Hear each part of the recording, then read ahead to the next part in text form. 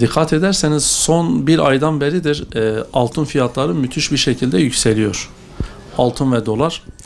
Biz dikkatimizi hep altın dolara çekmiştik ama diğer taraftan da gıda ürünlerinden bakıyoruz. Yağ da altınla yarışa vermiş şu an.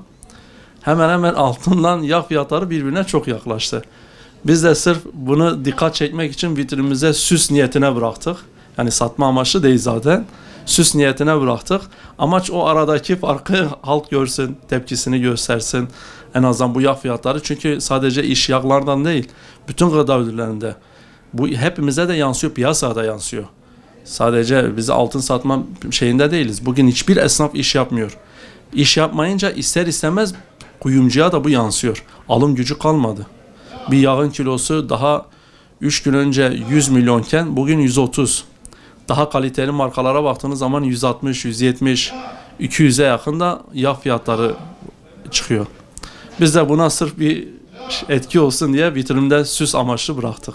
Vallahi çoğunun dikkatini çekiyor. O da şey amaç, yani bir mizaç amaçlı böyle dikkat çekiliyor.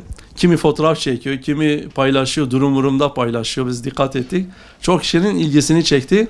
Bizim amacımız yani artık bu yağ fiyatlarının biraz düşmesi.